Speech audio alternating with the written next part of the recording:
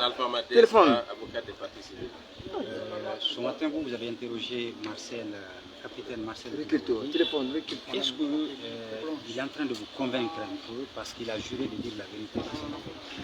Écoutez, il a l'air de vouloir d'une chose et son contraire. D'abord, il s'engage à parler, à dire toute la vérité, mais il dit tout ce que le capitaine Dadis a fait. Mais curieusement, il occulte ce que lui-même il a fait. Et nous avons des preuves palpables à travers des témoignages, non seulement des parties civiles, mais également de certains accusés. Effectivement, il était au stade à la tête d'un dispositif, d'un contingent qui a créé d'énormes dégâts, qui a causé d'énormes massacres au stade. Donc nous, on s'attendait à ce qu'il fasse son mea culpa général, non pas un mea culpa particulier ou en tout cas à demi-teinte, mais qu'il reconnaisse effectivement qu'il est l'un des personnages centraux des massacres du 28 septembre. Peut-être que cela aurait pu le servir au moment de la délibération au niveau des juges.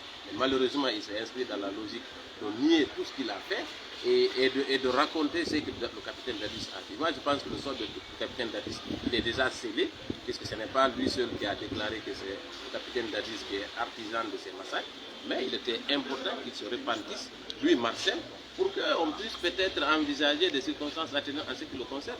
Mais malheureusement, c'est le même Marcel. Vous savez, l'habitude à la posture. Donc malheureusement, il ne s'est pas débattu de cette dénégation.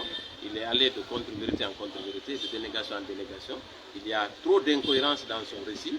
Mais ce que nous retenons, c'est qu'effectivement, en tant que maillon fort du régime du CNDD, il confirme qu'effectivement, le capitaine Moussa Dadis Camara est l'artisan et l'alpha et l'oméga des massacres du 28 septembre. En ce qui le concerne, nous maintenons toutes les accusations qui sont portées contre lui, libre à lui de nier ou de les confirmer. Ce qui est important, c'est surtout son incohérence qui a été révélée à cette place.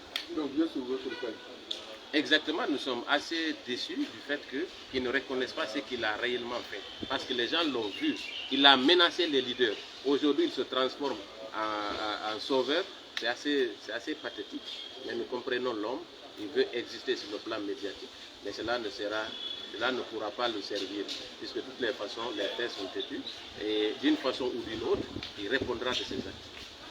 Comment vous comprenez son attitude quand il se transforme aujourd'hui en sauveur, pendant que tout moi-même a été clair sur ce qu'il a fait, non seulement dans le dispositif au niveau de Madina, mais aussi au stade et au niveau de la clinique Ambroise Paré? Écoutez, la présence de Marcel, elle est constante. Il était à la tête d'une équipe. Il ne peut pas nier d'évidence.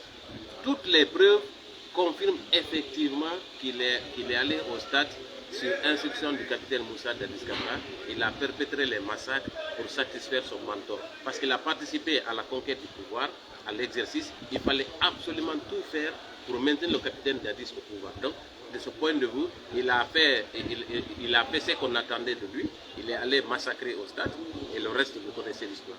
Est-ce que cette nouvelle sortie ne l'enfonce pas davantage? Écoutez, ça l'enfonce davantage et ça démontre surtout sa mauvaise foi. Mais ce qui est important, c'est du fait qu'il a confirmé effectivement le cas du capitaine Dadis. Et pour vous, qu'est-ce qui peut bien amener Marcel à faire ce métier? Écoutez, je pense qu'il peut y avoir plusieurs raisons dont j'ignore. Merci beaucoup. Merci à vous.